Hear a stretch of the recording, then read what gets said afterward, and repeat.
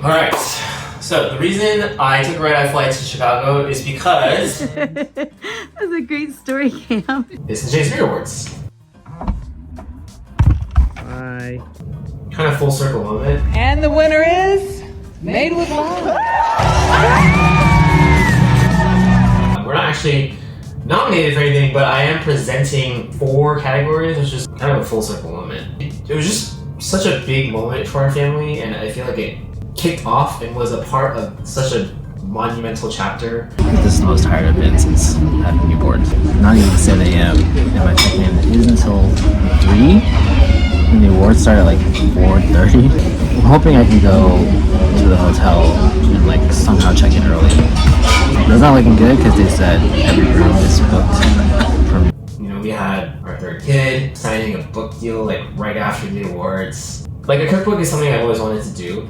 Wherever technology goes, wherever YouTube goes, like I know that this book will exist no matter what. We can pass this down literally to each of my 3 kids. Yeah, I'm trying to come for as little time as possible because I have 3 kids at home. So in and out, man. Yes. Oh my God, you're a lifesaver. Elevators on the way to on the left and right hand side. Okay, great. Thank you. Oh my gosh. I feel like people ask me like, is 3 kids harder than 2? And I honestly feel like for us at least, like it's all just the same kind of chaos. And it's not that much harder, but we just kind of have really been enjoying being parents.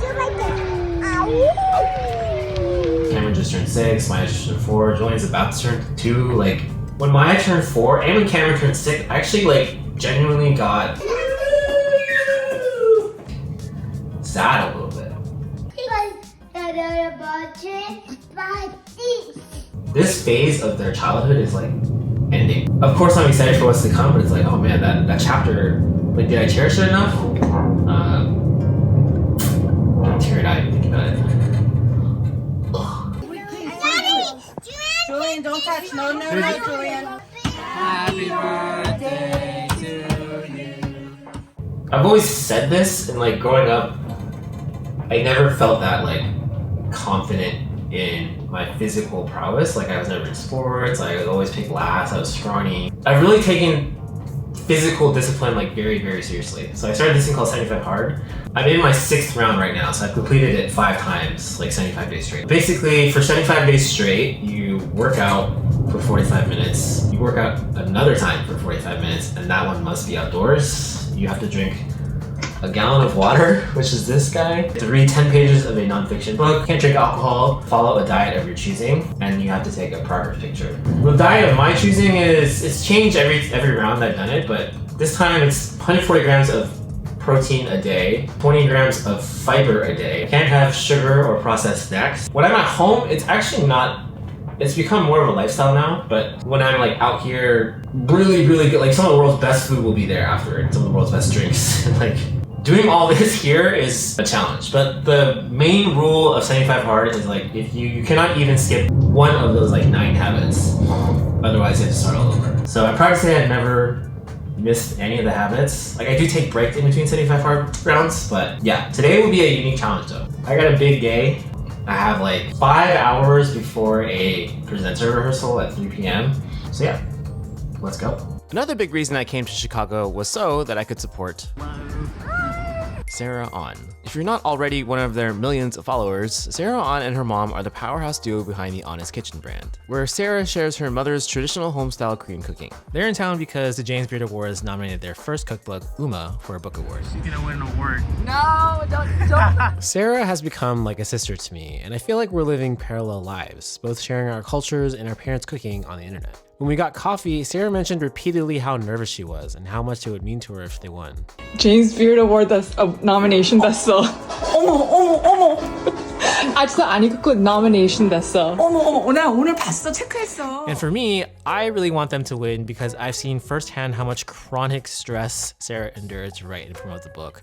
Like so much so that she was in the hospital for a bit after her book came out. I know what it's like to try to type out words on a keyboard about my parents' stories while crying my eyes out. And I know the dark places and emotional roller coasters Sarah went through to try to weave all of her stories into the recipes they share in the book. And beyond that, her mom just reminds me so much of my dad with so much warmth and wisdom to share. It's like the kind of wisdom that you can only gain from decades of hard work and devotion to your kids. So them winning would mean a lot to me too.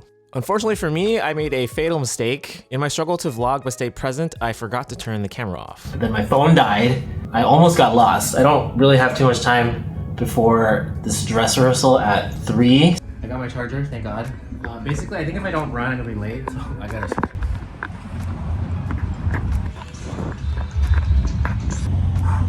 Alright, I'm like 5 minutes early now because I ran. Thank God.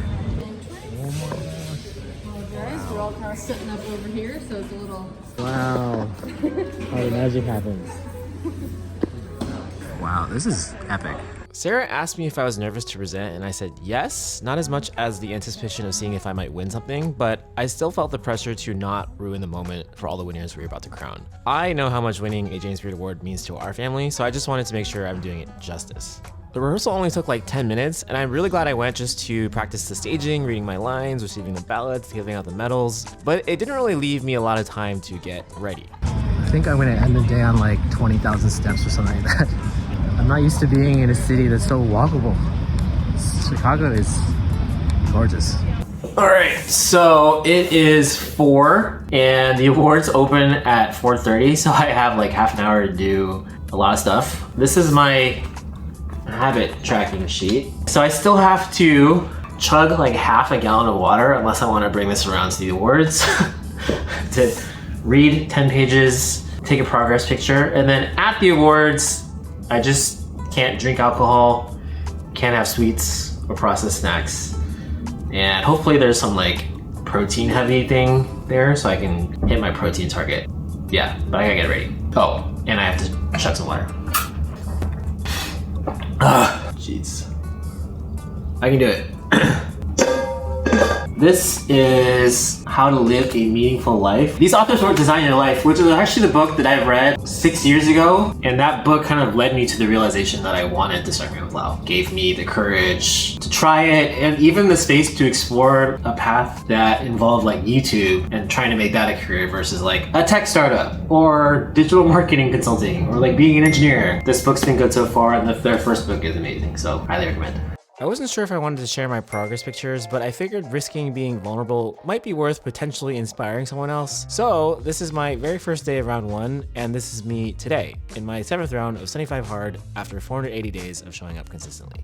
My dad's always been this like beacon of health, even well into his 80s. Like he walks a mile a day. He spends like 45 minutes on like this treadmill that I got him. Like even though my parents talk about old age as like a period of time where your body gets weak, like that's actually not been the example that I've seen. It's just cool to have parents that like care about that and like that value health. Like my dad used to be like buff when he was in his 30s. I gotta find a picture. So one interesting highlight of like, I mean, Sarah and I and her mom, we got coffee for like an hour, which was like one of the highlights of the trip so far. And we were talking about like how hungry we were at the outset. Like when I started, you know, we were unemployed. I had my first kid on the way. I really had to make it work. So I like busted my ass 80 hours a week per video. And I think it worked, you know, like Made with Lau is what it is now. Like we've won 2 James Beard Awards. And I think I've like diverted that hunger to other areas of my life, which I don't think is a bad thing. Like, you know, I'm the healthiest I've ever been. Like, I feel like I'm a present dad. Tangent, like LeBron James, like he topped the list of like Time's 100 most influential athletes. And they asked him in his interview, my proudest achievement is being a present father. Yeah, that's number 1 for me. And I agree. I'm a pretty good dad and I'm there. I feel privileged and blessed that I have the freedom to do these things, like to choose my own schedule. But at the same time, it's like, I feel that hunger again to create and like innovate and like share stories. Like one thing my son and I have been doing is like I'm transcribing his stories and at night. And usually it's about like, then he was 20. He went in space and raised his brother in a pipe and he won. Cameron progressing from like 0 to 10 to 20 to 100 years old. Then he was 100 and he lived. Then he got TNT on his face. And it's like interesting to hear a 6-year-old think about those things and like how he's writing his own story. Like often they're like funny and they don't make logical sense. I don't know. I think there's something that's like really sweet and like really sentimental about us writing stories together. So it's like, what stories do I want to write next? Yeah. Something about. Alright, the last thing I need to do before, I guess 2 things, is put on my wedding shoes. I like wear these, I wore these to the last James Beard Awards. Actually, this whole entire getup is my wedding outfit. The gift that keeps on giving. Then I have to chug, I think, about 1 liter of water before I go. I really do not want to have to drag this around the awards. Yeah, in general, I'm just excited. Like, winning was such a big moment for our family, and like, I'm excited, you know, for all these people that are about to win something, and all the nominees. Like, getting to this point is such a big deal. Like, I think the excitement of the James Beard Awards was like, it lasted months, like leading up to the ceremony, after the ceremony. Maybe like I'm still kind of glowing in it. So I'm just, you know, what an honor for me to be able to like be a part of bestowing that honor to someone else. I hope I don't mess up, but other than that, I'm looking forward to it.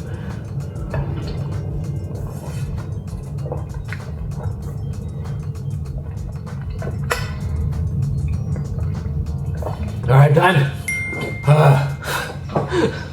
All right, it's time to go. I was a few minutes late due to a bunch of road closures, but I made it just in time for the opening remarks and to watch my friend Irene win the very first award of the night for her book. Soju Park. Go Irene! There's a saying, if you need to get something done, give it to a busy mom because... In the past year, we made a book, we made a bar, and we made a baby, so... Thank you so much. Kambe, cheers, and soju shots for everyone. Then came Sarah On's category. The nominees for U.S. Foodways are... If you know me, then you know I cheered loud, but I felt bad because another nominee, Sean Sherman, was literally sitting 2 seats over from me. Yeah! Sean is already a 3-time James Beard winner as a Native American author and chef, and was also on Time's list of 100 most influential people. And the winner is Uma.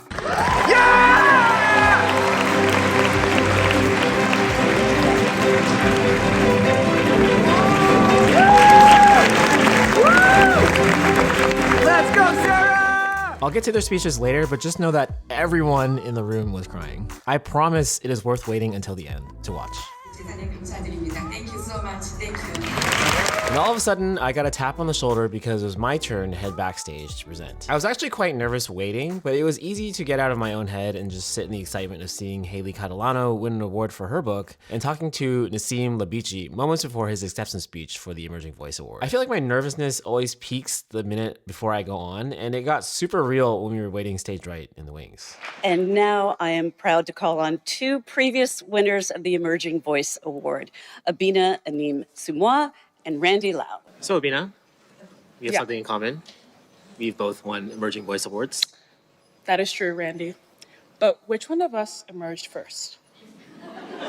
Technically you did. The script they wrote makes Abina seem pretty sassy, but we are friends and she is super kind and even more fun in person. Then I suppose you should present the next award category.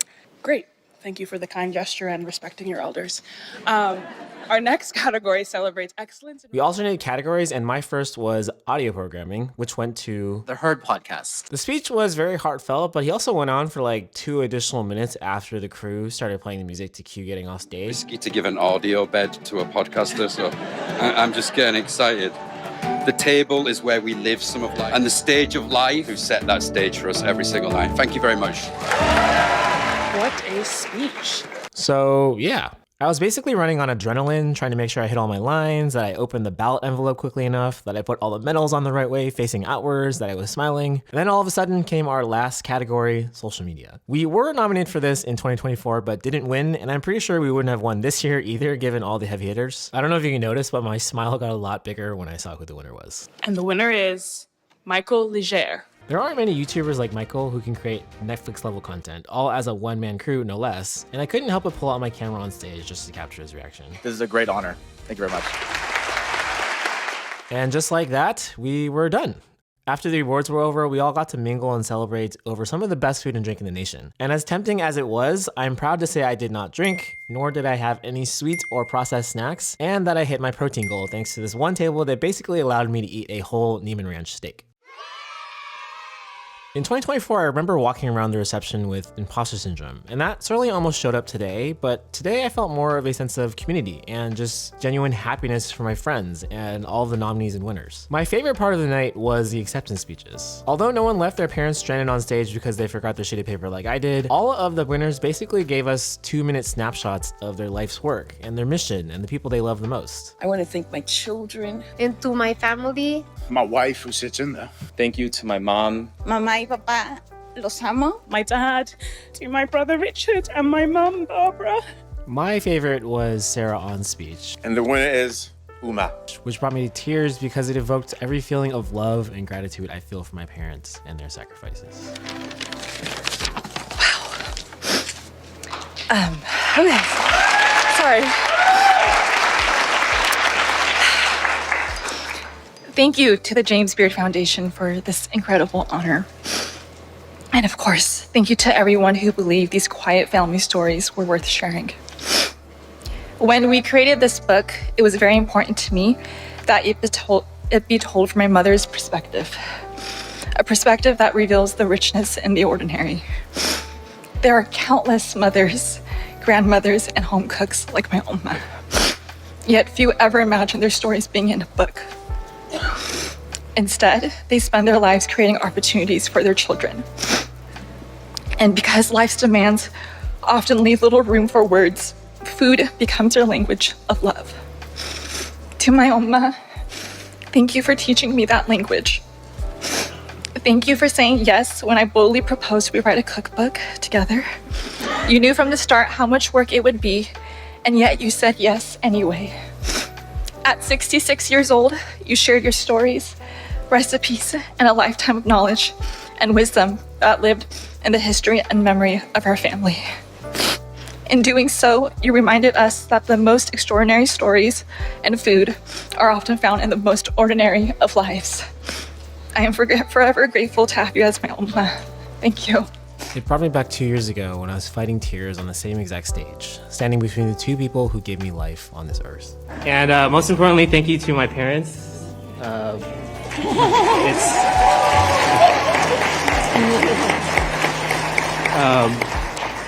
It's because of you that I know what being spoiled by good food means, and ultimately it's because of you that I know what unconditional love means. So.